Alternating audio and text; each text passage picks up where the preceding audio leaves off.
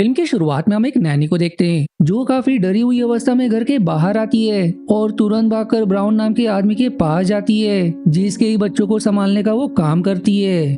नैनी एकदम घबराई हुई अब ब्राउन से कहती है कि आपके सभी बच्चे मिलकर अपने सबसे छोटी बहन अगाथा को मारकर खा रहे हैं। जो सुनकर ब्राउन एकदम घबरा जाता है, इसलिए तुरंत घर आकर बच्चों के कमरे में जाता है जहां बच्चे अगाथा को नहीं बल्कि चिकन को खा रहे थे, जो देखकर उसकी जान में जान तो आती है। लेकिन तब उसकी नजर अगाथा पर पड़ती है जिसे बच्चों ने खाने के प्लेट में रख दिया था। इसलिए ब्राउन तुरंत उसे संभाल कर बच्चों से कहता है कि अगर तुम लोगों ने फिर से ऐसी कोई हरकत की तो मुझसे बुरा कोई नहीं होगा। पर बेचारा ब्राउन धमकाने के सिवाय कर भी क्या सकता था, क्योंकि उसके बच्चे उसकी एक नहीं सुनते। वो जो कहता है अक्सर वो सभी उसका उल्टा ही करते हैं। इसलिए ब्राउन ने बच्चों को संभालने के लिए नैनी को रखा है। लेकिन बच्चे तो इतनी ज्यादा शैतान है कि अब तक तो उन्होंने 17 नैनी को घर से भगा चुके हैं और अब ये नैनी भी चली गई। इसके बाद अब ब्राउन एक और नैनी की तलाश में एजेंसी आता है, लेकिन वहाँ भी उसे निराशा का ही सामना करना पड़ता है क्योंकि कोई भी उसके शरारती बच्चों को संभालना नहीं चाहता था।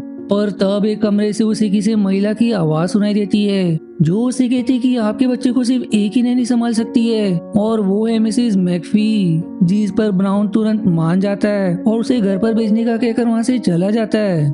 वहीं अब ब्राउन जैसे ही घर आता है उसके शरारती बच्चे उसे परेशान करना शुरू कर देते हैं, जिससे तंग आकर ब्राउन 2 दिन के लिए उनका खाना पीना बंद कर देता है। लेकिन इससे बच्चों को कुछ फर्क नहीं पड़ता, बल्कि और भी ज्यादा चीजों को बर्बाद करने लगते हैं। तब कमरे में सहरा नाम की महिला आती है जो घर के सारे काम करती है। साथ ही बच्चे अपने पिता के बाद जिनकी थोड़ी बहुत बात वो मानते वो सहरा ही है। सहरा अब सभी बच्चों से कहती कि आप लोग दिन ब दिन शरारती बनते जा रहे हो और जो भी नैनी आती है उसे टिकने तक नहीं देते। आखिर इसकी वजह क्या है? इस पर बच्चे कहते हैं कि हमने किताबों में पढ़ा है कि सौतेली माँ अच्छी नहीं होती, इसलिए हमें सौतेली माँ से सख्त नफरत है और हम नहीं चाहते कि घर में कोई सौतेली माँ आए।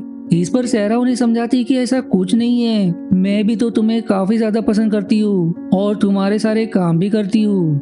इस पर अब एक साइमन नाम का लड़का बुरी तरह से ये कहता है कि तुम एक नौकरानी हो और एक नौकरानी का यही काम होता है, जो सुनकर सहरा को काफी बुरा लगता है क्योंकि सहरा ब्राउन को पसंद करती है और वो उससे शादी भी करना चाहती है ताकि बच्चों को माँ का प्यार दे सके, क्योंकि माँ के प्यार की कमी के कारण ही बच्चे ऐसे हो गए।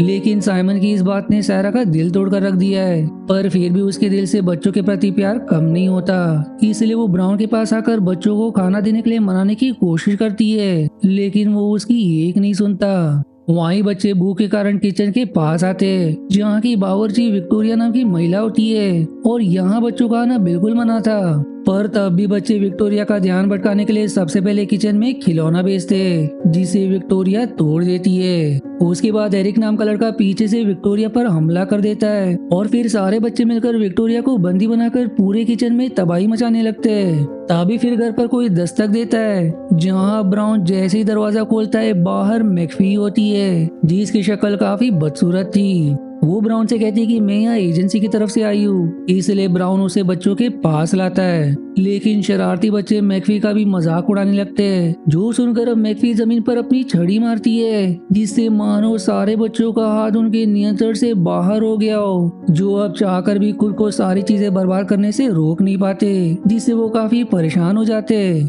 तब मैकफी कहती कि जब तक तुम सब मुझे प्लीज नहीं कहोगे तब तक तुम्हारे हाथ तुम्हारे कंट्रोल में नहीं आएंगे। इसलिए मजबूरन सारे बच्चे पहली बार किसी नैनी को प्लीज कहते हैं। इसलिए मैकफी फिर से अपनी छड़ी जमीन पर मारती है जिससे सारी चीजें नॉर्मल हो जाती है और इस चीज के बारे में सैरा और विक्टोरिया बिल्कुल भूल ही जाते कि यहाँ कुछ हुआ भी था। अब रात को सोने के समय मैकफी बच्चों के कमरे में आती है और उन्हें उनके नाम से गुड नाइट कहती है। पर ये सुनकर सभी बच्चे एकदम हैरान रह जाते हैं क्योंकि मैकफी को उनका नाम कैसे पता। वहीं अब मैकफी बच्चों से कहती है कि जब तक मुझे लगेगा कि तुम लोगों को मेरी जरूरत है तब तक मैं यहाँ रहूंगी, भले ही तुम मुझे पसंद करो या ना करो। लेकिन जिस दिन तुम लोग मुझे पसंद करने भी लग जाओ और मुझे लगेगा कि अब तुम सब सुधर चुके हो और तुम लोगों को मेरी जरूरत नहीं है तो उस दिन मैं यहाँ से चली जाऊंगी। जो इतना कहकर ब्राउन के पास आती है, जो उससे कहती है कि मैंने बच्चों को पहला सबक सिखा दिया है, आपसे वो हर रोज समय पर सो जाया करेंगे और धीरे धीरे करके मैं उन्हें सारी चीजें सिखा दूंगी। जो सुनकर ब्राउन भी खुश हो जाता है कि चलो किसी नैनी की तो बच्चे बात मान रहे हैं। अब अगली सुबह मैकफी सभी बच्चों को जगाने आती है क्योंकि उन्हें 9 बजे से पहले पढ़ाई के लिए तैयार होना होगा। लेकिन सारे बच्चे बीमार होने का नाटक करने लगते हैं ताकि उन्हें पढ़ाई ना करनी पड़े। पर ये देखकर मैकफी समझ जाती है कि बच्चे नाटक कर रहे हैं, इसलिए उन्हें फिर से सबक सिखाने के लिए वो जमीन पर अपनी छड़ी मारती है, जिससे बच्चे सच में बीमार पड़ जाते हैं और बीमार होने के कारण वो बेड से उठ ही नहीं पाते। अब अगली सीन में ब्राउन को उसकी पत्नी की मां जेनी का पत्र मिलता है जिसमें लिखा था कि बच्चे काफी ज्यादा बिगड़ चुके हैं, उन्हें मां के प्यार की सख्त जरूरत है क्योंकि अगर ऐसा ही रहा तो बच्चे कभी नहीं सुधरेंगे। इसलिए तुम्हें इस महीने के अंदर अंदर शादी करनी होगी वरना मैं सारा खर्चा बंद कर दूंगी। जो सुनकर ब्राउन परेशान हो जाता है क्योंकि बच्चों और घर का पूरा खर्चा वही देती है और अगर वो बंद हो गया तो घर चलाना मुश्किल हो जाएगा। इधर बीमार होने के कारण मैकफी साइमन और बाकी बच्चों को दवा पिलाने लगती है जो उन्हें बिल्कुल भी पसंद नहीं आती, लेकिन मजबूरन उन्हें ठीक होने के लिए पीना ही पड़ता है। अब शाम को ब्राउन जैसे ही काम पर से आता है मैकफी अपना जादू तोड़ देती है ताकि ब्राउन को जरा भी शक ना हो और जादू के टूटते ही बच्चे बिल्कुल ठीक भी हो जाते हैं। इतना ही नहीं, सभी बच्चे हर काम को करने से पहले ब्राउन से विनती भी करते हैं, यहाँ तक कि बेड से उठने के लिए भी, क्योंकि यही मैकफी का अगला सबक था। तब बच्चों की विनती करने पर मैकफी के चेहरे पर बना एक बड़ा सा तिल गायब हो जाता है, यानी कि मैकफी कोई साधारण महिला नहीं है। लेकिन फिर मैकफी है कौन और उसकी क्या सच्चाई है ये हमें आगे पता चलेगा। वहीं बच्चों में आने वाले इस बदलाव से ब्राउन काफी खुश हो जाता है, जिसकी बाद मैकफी सहरा से कहकर बच्चों के लिए अच्छा खाना भी बनवाती है ताकि इससे बच्चे खुश हो जाए, क्योंकि हर समय बच्चों पर सख्ती करना भी सही नहीं है। अब अगले सीन में ब्राउन को जेनी की तरफ से एक और पत्र मिलता है जिसमें लिखा था कि आज मैं तुम्हारे घर पर चाय पीने आ रही हूँ, जो पढ़कर ब्राउन परेशान हो जाता है और मैकफी को सभी बच्चों को तैयार करने को कहता है। लेकिन तब मैकफी कहती है कि आज संडे है और आज मैं कोई काम नहीं करूंगी, जो इतना कहकर वहाँ से चली जाती है। फिर कुछ समय बाद घर में जेनी आती है जहां वो ब्राउन से कहती है कि मैं तुम्हारी बेटी जेस को अपने साथ ले जाना चाहती हूँ ताकि उसे पढ़ना लिखना सिखा सकूं, जिससे तुम्हारा थोड़ा बोझ भी कम हो जाएगा। जो सुनकर जेस घबरा जाता है क्योंकि वो अपने भाई बहनों से दूर होना नहीं चाहती थी। अब इस चीज के कारण बच्चे प्लान बनाने लगते हैं कि वो कैसे जेस को जाने से रोकेंगे। तब प्लान के अनुसार साइमन और बाकी सारे बच्चे सभी जानवरों को अपने कपड़े पहना देते हैं और क्योंकि जेनी को चश्मे के बगैर ठीक से कुछ दिखाई नहीं देता, इस बात का फायदा उठाकर ब्राउन उस चश्मे में थूक लगा देता है ताकि जेनी उन जानवरों को ही बच्चे समझने लगे, क्योंकि वो भी नहीं चाहता कि उसका एक भी बच्चा उससे दूर हो। लेकिन दुर्भाग्य से जेस का कपड़ा जिस गधे पर उन्होंने लगाया था वो रस्सी तोड़कर भागने लगता है, जिससे अब जेस और एरिक उसके पीछे जाते हैं। लेकिन तब गलती से जेस जेनी के ही पास आ जाती है, जिससे जेनी उसे पकड़ लेती है ताकि वो जेस को अपने साथ ले जा सके। जो देखकर अब एरिक मैकफी को मदद के लिए आवाज लगाने लगता है, पर इसका भी कोई फायदा नहीं होता क्योंकि अगर दूसरे लोगों ने देखा तो वो उसे बता देंगे कि ये एक गधा है, कोई इंसान नहीं। इसलिए साइमन और बाकियों को कोई ऐसा इंसान ढूंढना होगा जिसे जेनी के साथ भेज सके। आप कुछ समय बाद ब्राउन को जेनी जाते हुए दिखाई देती है। उसे लगता है कि वो जेस को अपने साथ ले गई, इसलिए वो तुरंत भागते हुए घोड़ा गाड़ी के पीछे जाता है, लेकिन गाड़ी उससे दूर निकल जाती है, जिससे वो एकदम उदास हो जाता है। तब भागते हुए जेस उसके पास आती है, जिसे देखकर उसकी खुशी का ठिकाना नहीं रहता। वहीं जेस को देखकर वो समझ जाता है कि जेनी के साथ जेस नहीं बल्कि सहरा गई है। दरअसल ये आइडिया साइमन का था क्योंकि सहरा पढ़ना चाहती थी और जेनी के अलावा कोई दूसरा उसे शहर में पढ़ा नहीं सकता, इसलिए मैकफी ने उस पर जादू कर दिया ताकि जेनी को लगे कि सहरा ही जैसे। लेकिन इस चीज से ब्राउन को काफी बुरा भी लगता है क्योंकि वो भी सहरा को पसंद करता था। आप सभी बच्चे मैकफी को धन्यवाद कहते हैं क्योंकि उसी के कारण जेस जेनी के साथ नहीं जा पाई और इससे बच्चों का अगला लेसन भी पूरा हो जाता है, जिससे मैकफी के चेहरे पर मौजूद दूसरा तिल भी गायब हो जाता है। फिर कुछ देर बाद ब्राउन सभी बच्चों से कहता है कि आज एक आंटी तुम सबसे मिलने आएगी, जो सुनकर बच्चे समझ जाते हैं कि जरूर उनके पिता सौतेली माँ लाने वाले। इसलिए साइमन अपने पिता को समझाने जाता है कि हम बच्चों को सौतेली माँ नहीं चाहिए, लेकिन ब्राउन उस पर चिल्लाते हुए कहता है कि मेरी क्या मजबूरी है तुम नहीं जानते, इसलिए जैसा मैं कहता हूँ तुम सबको वही करना होगा। जो इतना कहकर वहाँ से चला जाता है। आप साइमन मैकफी के पास आकर उसे कहता है कि चाहे कुछ भी हो जाए हम इस घर में सौतेली माँ आने नहीं देंगे, जिस पर मैकफी भी कहती है कि तुम सब जो चाहो वो कर सकते हो, लेकिन इसका जो भी परिणाम होगा वो सब तुम्हें झेलना पड़ेगा। इसके बाद अब घर में सलमा नाम की महिला आती है जिसके पति का कुछ समय पहले ही देहांत हो गया। वहीं अब ब्राउन उसे घर के अंदर बुलाता है, लेकिन तब सारे बच्चे जिन्होंने सेल्मा को भगाने की पूरी तैयारी कर ली थी, वो अपने प्लान को अंजाम देते हुए सेल्मा को परेशान करने की कोशिश करते हैं। लेकिन ब्राउन उनकी हर हरकतों से सेल्मा को बचा रहा होता है और उसके बचाने के तरीके को देखकर सेल्मा को ऐसा लगता है कि ब्राउन उसके साथ कुछ गलत करने की कोशिश कर रहा है, इसलिए वो उसे थप्पड़ मारकर वहां से चली जाती है, जो देखकर बच्चों की खुशी का ठिकाना नहीं रहता। अब ब्राउन बच्चे के पास आकर उन्हें समझाता है कि तुमने सेल्मा को भगाकर अच्छा नहीं किया, क्योंकि तुम लोग नहीं जानते कि अगर मैंने शादी नहीं की तो हमें घर तक बेचने की नौबत आ जाएगी।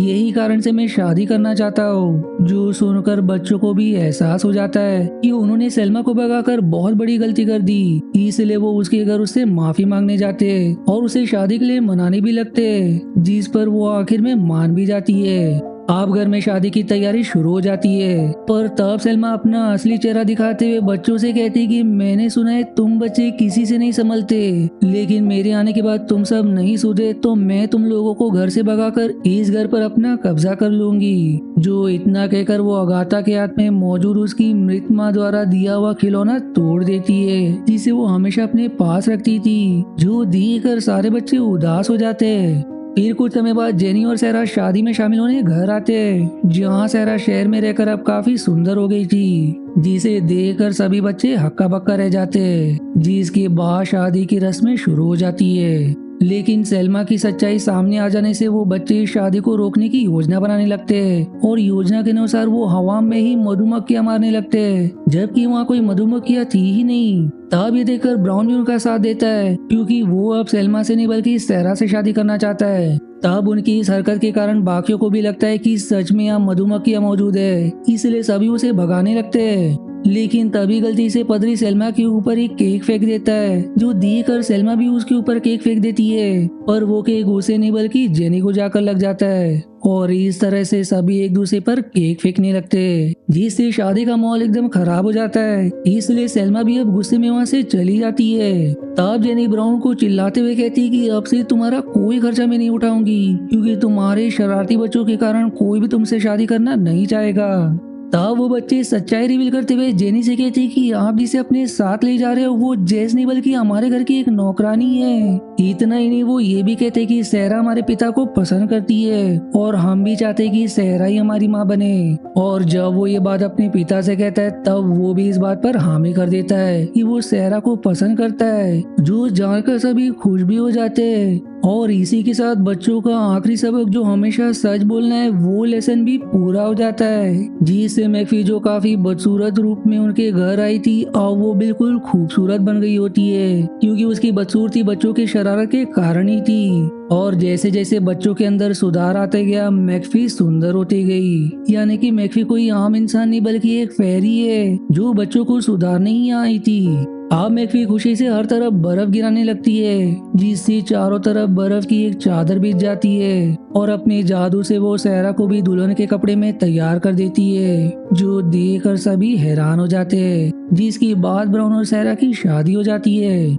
आप सब ठीक होने के बाद मैक्फी वहाँ से चली जाती है, क्योंकि बच्चे अब सुधर चुके थे। मैक्फी ने उन्हें इस बात का एहसास भी करवा दिया था कि जीवन में विनती करना, धन्यवाद कहना, माफी मांगना और हमेशा सच ही बोलना चाहिए। ये सब बहुत महत्व है और यही चीजें जो इंसान को एक अच्छा इंसान बनाती है। और इसी मकसद को पूरा करने के लिए मैक्फी यहाँ आई थी, क्योंकि उसी ने कहा था कि जब तुम्हें जरूरत नहीं होगी तब मैं यहाँ से चली जाऊंगी। जिसी हैप्पी एंडिंग के साथ ये मूवी यहीं समाप्त हो जाती है। पर अगर आपको लग रहा है ये कहानी यहीं एंड हो जाती है तो ऐसा नहीं है, इसके बाद भी एक और कहानी है जिसकी एक्सप्लेनेशन अगर आपको देखनी है तो इसका लिंक आपको डिस्क्रिप्शन में मिल जाएगा। मिलते हैं अगली मूवी के एक्सप्लेनेशन पर, तब तक के लिए धन्यवाद दोस्तों। आशा है आपको मेरी एक्सप्लेनेशन पसंद आई।